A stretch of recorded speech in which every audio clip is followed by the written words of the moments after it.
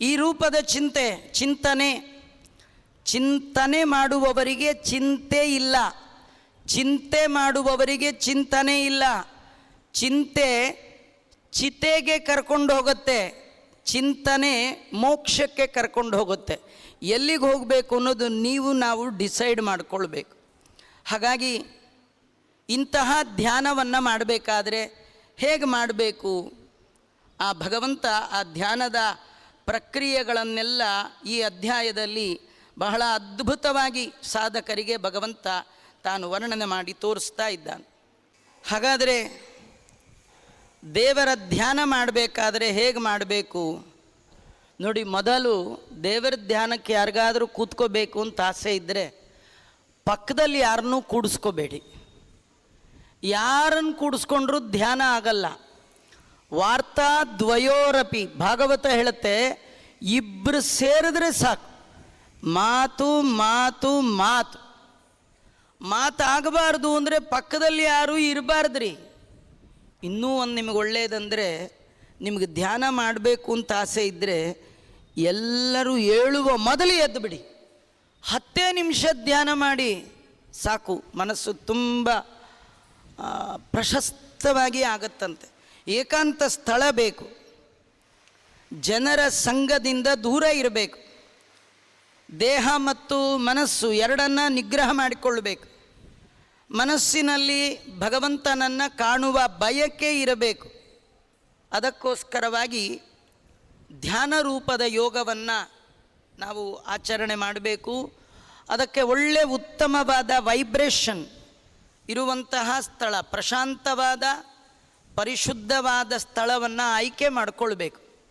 ಸುಮ್ಮನೆ ಎಲ್ಲಂದ್ರಲ್ಲಿ ಹೇಗಂದ್ರೆ ಹಾಗೆ ಕೂತ್ಬಿಟ್ಟು ಧ್ಯಾನ ಮಾಡ್ತೀನಿ ಅಂಥೇಳಿ ಸರ್ಕಲಲ್ಲಿ ಕೂತು ಧ್ಯಾನ ಮಾಡಲಿಕ್ಕಾಗಲ್ಲ ರೀ, ಸಂತೆಯಲ್ಲಿ ಕೂತು ಧ್ಯಾನ ಮಾಡಲಿಕ್ಕಾಗಲ್ಲ ರೀ. ಅದಕ್ಕೆ ಉತ್ತಮವಾದ ಸ್ಥಳ ಬೇಕು. ಅಷ್ಟೇ ಅಲ್ಲ, ಶುಚೌ ದೇಶೆ ಪ್ರತಿಷ್ಠಾಪ್ಯ ಸ್ಥಿರಮಾಸನಮಾತ್ಮನಃ ನಾತ್ಯುಚ್ಛ್ರಿತಂ ನಾತಿ ನೀಚಂ ಜಲಾಜಿನ ಕುಶೋತ್ತರಂ. ಕೃಷ್ಣಾಜಿನವನ್ನು ಹಾಕ್ಕೊಳ್ಬೇಕು, ದರ್ಭಾಸನವನ್ನು ಹಾಕ್ಕೊಳ್ಬೇಕು. ಆಮೇಲೆ ಅದರ ಮೇಲೆ ಬಟ್ಟೆ ಇತ್ಯಾದಿಗಳನ್ನು ಹಾಕ್ಕೊಳ್ಬೇಕು. ಇಷ್ಟು ಆಸನಗಳನ್ನು ಮೊದಲು ಸಿದ್ಧ ಮಾಡಿಕೊಳ್ಬೇಕು. ಅತೀ ಎತ್ತರದ ಪ್ರದೇಶದಲ್ಲಿ ಕೂಡಬಾರ್ದು, ಅಥವಾ ಹಳ್ಳದಲ್ಲಿಯೂ ಕೂಡಬಾರ್ದು, ಮತ್ತು ಅಲುಗಾಡುವಂತಹ ಮಣೆ ಮೇಲೆ ಕೂಡಬಾರ್ದು, ಖಾಲಿ ಮಣೆ ಮೇಲೆ ಕೂಡಬಾರ್ದು. ಈ ಥರ ಎಲ್ಲ ಆಸನಗಳು ಬೇಕು. ಆಮೇಲೆ ಇಂದ್ರಿಯದ ಪ್ರವೃತ್ತಿ ಅಂದರೆ ನೋಡುವ ಬಯಕೆ ಕಣ್ಣಿಗೆ, ಕೇಳುವ ಬಯಕೆ ಕಿವಿಗೆ, ವಾಸನೆಯ ಸ್ವೀಕಾರ ಮೂಗಿಗೆ, ರುಚಿ ನೋಡೋದು ನಾಲಿಗೆ, ಇದೆಲ್ಲ ಇದೆಯಲ್ಲ, ಅದನ್ನೆಲ್ಲ ಸ್ವಲ್ಪ ನಿಯಂತ್ರಣ ಮಾಡಿಕೊಳ್ಬೇಕು. ಸ್ವಲ್ಪ ಅಂದ್ರೇನು, ಏನಾರ ಆಗಲಿ 10 ನಿಮಿಷ ನಾನು ಕಣ್ಣು ಬಿಡೋಲ್ಲ, ಸಿದ್ಧ ಆಗಬೇಕು. ನಿಮ್ಮ ಕಿವಿಗೆ ಶಬ್ದ ಕೇಳಿಸಿದ್ರೆ ಕೇಳಿಸ್ಲಿ. ಕೆಲವ್ರಿಗೆ ಯಾರ್ದೋ ಫೋನ್ ರಿಂಗ್ ಆದರೂ ನಂದೇ ಇರಬೇಕು ಅನ್ನೋ ಡೌಟ್ ಬಂದುಬಿಡುತ್ತೆ. ಫೋನ್ ರಿಂಗ್ ಕೇಳಿ ಕೇಳಿ ಕೇಳಿ ರಿಂಗ್ ಆಗದಿದ್ದರೂ ರಿಂಗ್ ಅಂತ ಸೌಂಡ್ ಕೇಳುತ್ತೆ. ಮನೆ ಗೇಟ್ ತೆಗೆದ್ರೆ ಸಾಕು, ನಮ್ಮ ಮನೆ ಗೇಟೇ ಅನ್ನೋ ತಲೆ ಒಳಗೆ ಬಂದುಬಿಡುತ್ತೆ. ಎಲ್ಲೋ ಅಡುಗೆ ಮನೆಗೂ ದೇವ್ರ ಮನೆಗೂ ಹತ್ತತ್ರ ಎಲ್ಲರ ಮನೆಗಳಲ್ಲೂ ಇರೋದೆ. ಅಡುಗೆ ಮನೇಲಿ ಒಗ್ಗರಣೆ ಸೀದಿದ್ರೆ ಒಗ್ಗರಣೆ ಮಾಡೋರ್ಗೇನು ಬೇಜಾರಿರಲ್ಲ. ಈ ಗಾಯತ್ರಿ ಕೂತೋನು ಸಿಡುಕು ರೇಗ್ತಿರ್ತಾರೆ. ಒಗ್ಗರಣೆ ಸೀದೋಯ್ತು, ಹೋದ್ರೋಯ್ತು, ಒಂದು 10 ಗ್ರಾಮ್ ಎಣ್ಣೆ. ನಿಮ್ಮ ಜೀವನದ ಅಮೂಲ್ಯವಾದ ಕಾಲವನ್ನು ಹಾಳು ಮಾಡಿಕೊಳ್ಬೇಡಿ. ಮನಸ್ಸನ್ನು ಭಗವಂತನಲ್ಲಿ ನಿಲ್ಲಿಸಿ ಧ್ಯಾನವನ್ನು ತತ್ರೈಕಾಗ್ರಂ ಮನಃಕೃತ್ವ ಯತಚಿತ್ತೇಂದ್ರಿಯ ಕ್ರಿಯಾ ಉಪವಿಶ್ಯಾಸನೆ ಇಂಜ ಯೋಗಂ ಆತ್ಮವಿಶುದ್ಧಯೇ. ಭಗವಂತನ ಪ್ರಾಪ್ತಿಗೋಸ್ಕರವಾಗಿ ಇರಬೇಕು, ಧ್ಯಾನ ಮಾಡಬೇಕು. ಮನಃಶುದ್ಧಿಗೋಸ್ಕರವಾಗಿ ಧ್ಯಾನವನ್ನು ಮಾಡಬೇಕು. ಮಾಡುವಾಗ ಸಮಕ್ಕಾಯ ಶಿರೋಗ್ರೀವಂ ಧಾರಯನ್ ಅಚಲಂ ಸ್ಥಿರ ಸಂಪ್ರೇಕ್ಷ್ಯ ನಾಸಿಕಾಗ್ರಂ ಸ್ವಂ ದಿಶಶ್ಚಾನವಲೋಕಯನ್. ಈ ಕುತ್ತಿಗೆ ಮತ್ತು ತಲೆ, ಶರೀರ ಇದೆಲ್ಲ ಒಂದೇ ರೇಖೆಯಲ್ಲಿ ಇರುವ ಹಾಗಿರಬೇಕು. ಕೆಲವರಿಗೆ ಧ್ಯಾನಕ್ಕೆ ಕೂತ್ಕೊಳ್ಳುವಾಗ ಸ್ಟ್ರೈಟಾಗಿ ಕೂತಿರ್ತಾರೆ, ಬರ್ತಾ ಬರ್ತಾ ಬರ್ತಾ ಬರ್ತಾ ಬಗ್ಗಿ ಬಗ್ಗಿ ಪೂರ ಮಲಗೇ ಬಿಡ್ತಾರೆ. ಈ ಕೆಲವರು ಪ್ರವಚನ ಕೊಡುವಾಗ ನೀವು ನೋಡ್ಬೋದು, ಆರಂಭದಲ್ಲಿ ಭಾರಿ ಕೂತಿರ್ತಾರೆ, ಸ್ವಲ್ಪ ಹಾಗೆ ಬಗ್ಗಿ ಬಗ್ಗಿ ಬಗ್ಗಿ ಬಗ್ಗಿ ಪೂರ ಪಕ್ಕದವ್ರ ಮೇಲೆ ಬೀಳೋ ಹಂತಕ್ಕೂ ಹೋಗ್ಬಿಡ್ತಾರೆ ಕೆಲವು. ಅಷ್ಟು ಧ್ಯಾನಾವಸ್ಥೆ. ಏನ್ರಿ ಕಣ್ಣು ಮುಚ್ಚಿಬಿಟ್ಟಿದ್ರಲ್ಲ ಅಂದರೆ, ಇಲ್ಲ ಧ್ಯಾನ ಮಾಡ್ತಿದ್ದೆ ಅಂತಾರೆ. ಅವ್ರ ಧ್ಯಾನ ಹೇಗಾಗಿರುತ್ತೆ ಅಂದರೆ ಇನ್ನೊಬ್ಬರ ಮೇಲೆ ಬೀಳುವ ಹಾಗೆ. ಧ್ಯಾನ ಮಾಡುವಾಗ ಅದು ಮೂಗಿನ ತುದಿಯನ್ನು ನೋಡ್ತಾ ಇರಬೇಕಂತ, ದೃಷ್ಟಿಯನ್ನು ನಾಸಿಕಾಗ್ರದಲ್ಲಿ ಇರಬೇಕು. ಆಮೇಲೆ ದಿಶಶ್ಚ ದಿಕ್ಕುಗಳನ್ನು ಆ ಕಡೆ ನೋಡೋದು ಈ ಕಡೆ ನೋಡೋದು ಎಲ್ಲ ಧ್ಯಾನ ಮಾಡುವಾಗ ಇದೆಲ್ಲ ಮಾಡಬಾರ್ದು.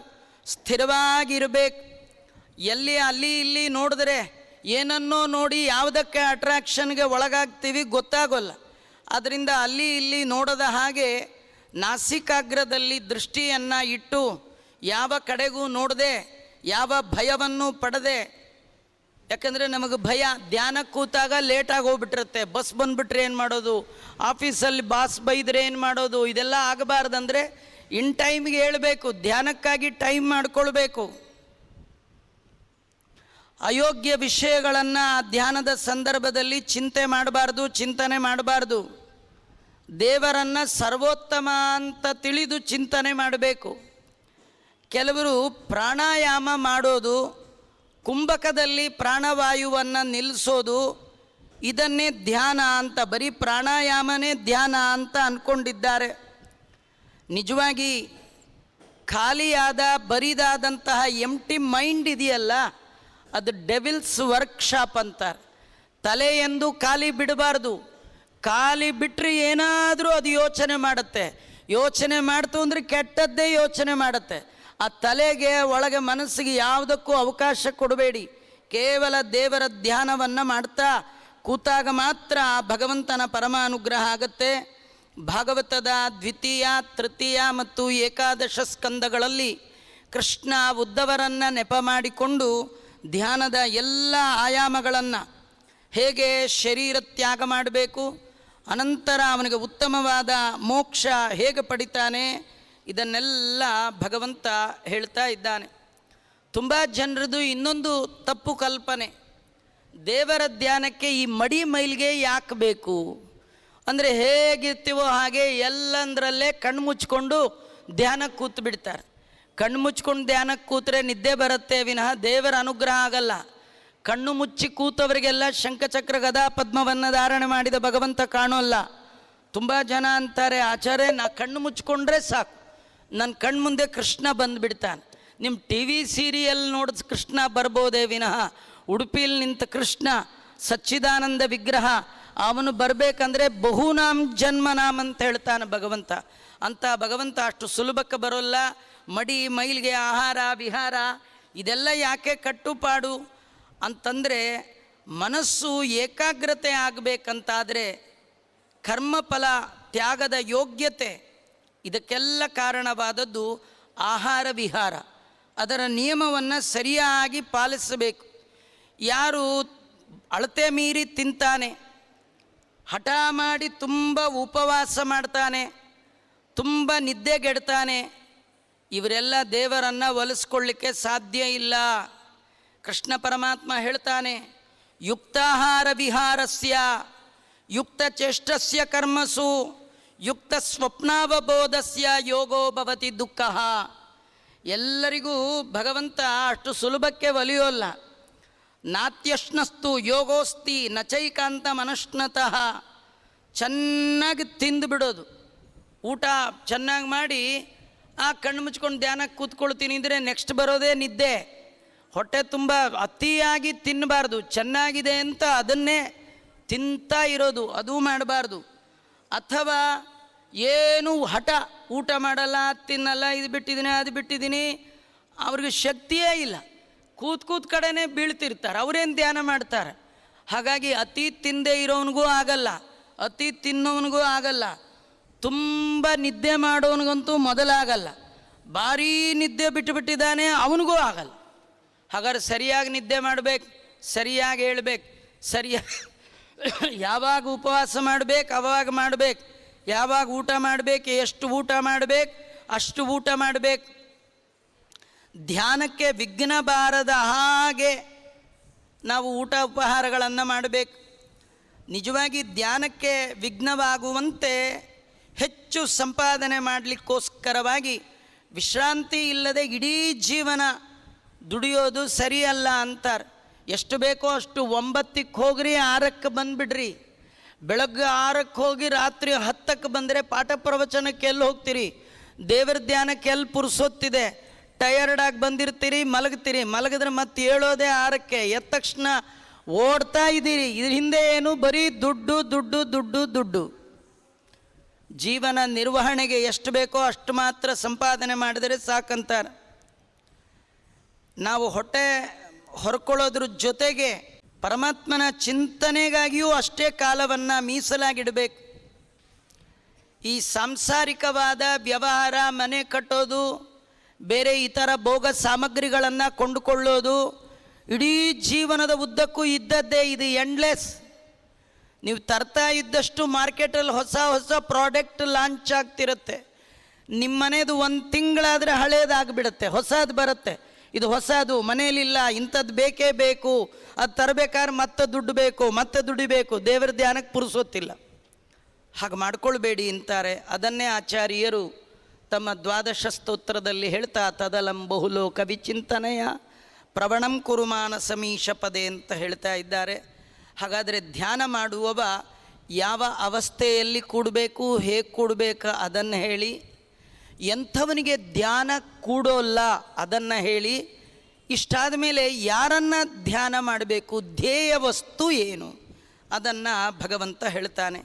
ತುಂಬ ಜನ ಧ್ಯಾನ ಮಾಡ್ತೇವೆ ಅಂತ ಸುಮ್ಮನೆ ಕಣ್ಣು ಮುಚ್ಕೊಳ್ತಾರೆ, ಜಪ್ತಾರೆ. ಅವ್ರ ಕ್ಯಾಲ್ಕುಲೇಷನ್ನೇ ಬೇರೆ ಇರುತ್ತೆ. ಅದೆಲ್ಲ ಡಂಬಕದಿ ಹರಿಸ್ಮರಣೆ ಮಾಡಿ ಜನರ ಮುಂದೆ ಸಂಭ್ರಮದಿ ತಾನುಂಬ ಊಟ ಬಯಸಿ ಅಂಬುಜೋದ್ಭವ ಪಿತನ ಆಗಮಗಳ ಅರಿಯದಲೆ ತಂಬೂರಿ ಮೀಟಲವ ಹರಿದಾಸನೆ ಅಂತ ಡಾಂಬಿಕತೆಯನ್ನು ಎತ್ತಾಡಿ ತೋರಿಸ್ತಾ ಇದ್ದಾರೆ. ಹಾಗೆ ಮಾಡಬಾರ್ದು.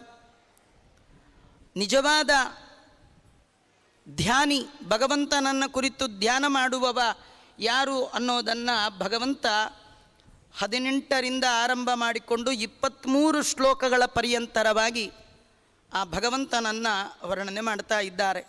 ಯದಾ ವಿನೀತಂ ಚಿತ್ತಂ ಆತ್ಮನ್ಯೈವಾವತಿಷ್ಠತೆ ನಿಸ್ಪೃಹಃ ಸರ್ವಕಾಮೇಭ್ಯೋ ಯುಕ್ತ ಇತ್ಯುಚ್ಯತೆ ತದಾ. ಯಾವಾಗ ಮನಸ್ಸು ತನ್ನ ವಶದಲ್ಲಿಟ್ಕೊಂಡು ದೇವರ ಧ್ಯಾನವನ್ನು ಮಾಡಬೇಕು. ಮನಸ್ಸು ನಿಮ್ಮ ವಶದಲ್ಲಿಲ್ಲ, ಅದು ಎಲ್ಲೆಲ್ಲೋ ಹರಿದಾಡ್ತಾ ಇದೆ ಅಂತಾದರೆ ಧ್ಯಾನ ಮಾಡಲಿಕ್ಕಾಗಲ್ಲ. ದೇವರ ಧ್ಯಾನ ಮಾಡಬೇಕಾದ್ರೆ ಮನಸ್ಸು ವಶದಲ್ಲಿರಬೇಕು. ವಶದಲ್ಲಿರೋದು ಅಂದ್ರೇನು? ದೇವರನ್ನು ಬಿಟ್ಟು ಉಳಿದ ವಸ್ತುಗಳ ಬಯಕೆ ಧ್ಯಾನ ಕಾಲದಲ್ಲಿ ಬರಬಾರ್ದು. ಆಮೇಲೆ ಇದ್ದದ್ದೇ, ಬೆಳಗ್ಗೆಯಿಂದ ಸಾಯಂಕಾಲದವರೆಗೂ ಅದು ಬೇಕು ಇದು ಬೇಕು, ಇದಾದಮೇಲೆ ಅದೆಲ್ಲ ಇದ್ದದ್ದೇ. ಆ ಧ್ಯಾನ ಮಾಡುವಾಗಲಾದರೂ ಇತರ ವಸ್ತುಗಳ ಇಚ್ಛೆಗಳನ್ನು ಬಿಡಬೇಕು. ಕೃಷ್ಣ ಪರಮಾತ್ಮ ಹೇಳ್ತಾನೆ, ಯಥಾ ದೀಪೋ ನಿಭಾತಸ್ಥೋ ನಿಂಗತೆ ಸೋಪಮಾ ಸ್ಮೃತ ಯೋಗಿನೋ ಯತ ಚಿತ್ತಸ್ಯ ಯುಂಜತೋ ಯೋಗಮಾತ್ಮನಃ. ಯಥಾ ದೀಪೋ ನಿವಾತಸ್ಥೋ, ನೀವು ಮನೆಯಲ್ಲಿ ದೇವರ ಮುಂದೆ ದೀಪ ಹಚ್ಚಿದಾಗ ಗಾಳಿ ಇಲ್ಲದ ಕಾಲಕ್ಕೆ ದೀಪ ಹೇಗೆ ಒಂದೇ ತೆರನಾಗಿ ಇರುತ್ತೋ, ಅಲುಗಾಡಲ್ವೋ, ಹಾಗೆ ನಿಮ್ಮ ಮನಸ್ಸು ಗಾಳಿ ಇಲ್ಲದ ಸಂದರ್ಭದಲ್ಲಿ ದೀಪ ಉರಿಯುವಂತೆ ಮನಸ್ಸು ದೇವರ ಕಡೆಗೆ ನಿರಂತರವಾಗಿ ಹರಿಬೇಕಂತ. ಮನೋನಿಗ್ರಹವುಳ್ಳ ಯೋಗಿ ಮಾತ್ರ ಈ ರೀತಿ ತನ್ನ ಮನಸ್ಸನ್ನು ನಿಶ್ಚಂಚಲವಾಗಿ ಭಗವಂತನ ಕಡೆ ಹಾಗೆ ಹರಿಸಬಹುದು. ಎಲ್ಲರಿಗೂ ಹಾಗೆ ಆಗಲಿಕ್ಕೆ ಸಾಧ್ಯ ಇಲ್ಲ. ಆ ದೀಪ ಹಚ್ಚಿದಾಗ ಸ್ವಲ್ಪ ಗಾಳಿ ಬಂದರೂ ಸಾಕು, ದೀಪ ಹೊಯ್ದಾಡತ್ತೆ. ನಿಮಿಷದ ವಿಷಯ ಚಿಂತನೆ. ನೀವು ಧ್ಯಾನ ಮಾಡುವಾಗ ಒಂದೇ ಒಂದು ಸೆಕೆಂಡು ಹೊರಗೆ ಬಿಟ್ಟಂಥ ಚಪ್ಪಲಿ ಮೇಲೆ ಮನಸ್ಸು ಹೋಗಿಬಿಟ್ರೆ ಇಡೀ ನಿಮ್ಮ ಧ್ಯಾನ ಮೈಲಿಗೆ. ದೊಡ್ಡ ಪಾಯಸ ಮಾಡಿದ್ದೀರಿ, ಅದರೊಳಗೆ ಒಂದೇ ಒಂದು ಸಣ್ಣ ಬಾಟ್ಲು ವಿಷ ಹಾಕಿದ್ರಿ, ಇಡೀ ಪಾಯಸ ಹೇಗೆ ಹಾಳೋ, ಇಡೀ ಧ್ಯಾನ ಹಾಳಾಗಲಿಕ್ಕೆ ಒಂದು ಕ್ಷಣ ಕಾಲ ಮಾಡಿದ ಬೇರೆ ಬೇರೆ ಚಿಂತನೆಗಳು ಅದನ್ನು ಹಾಳು ಮಾಡುತ್ತೆ, ಮನಸ್ಸನ್ನು ಚಂಚಲಗೊಳಿಸುತ್ತೆ. ಆದ್ದರಿಂದ ಹಾಗೆ ಚಂಚಲಗೊಳ್ಳಲಿಕ್ಕೆ ಮನಸ್ಸನ್ನು ಬಿಡಬಾರ್ದು ಅಂತ ಭಗವಂತ ತಿಳಿಸ್ತಾ ಇದ್ದಾನೆ. ಯತ್ರೋ ಪರಮತೆ ಚಿತ್ರಂ ನಿರುದ್ಧಂ ಯೋಗ ಸೇವಯ ಯತ್ರ ಚೈವಾತ್ಮನಾತ್ಮಾನಂ ಪಶ್ಯನ್ನಾತ್ಮನಿ ತುಷ್ಯತಿ ಸುಖಂ ಆತ್ಯಂತಿಕಂ ಯತ್ತದ್ ಬುದ್ಧಿಗ್ರಾಹ್ಯಮತೀಂದ್ರಿಯಂ ವೇತ್ತಿ ಯತ್ರ ನ ಚೈವಾಂ ಸ್ಥಿತಶ್ಚಲತಿ ತತ್ವತಃ. ಭಗವಂತ ಈ ದೇವರ ಧ್ಯಾನಕ್ಕೆ ಕೂತಾಗ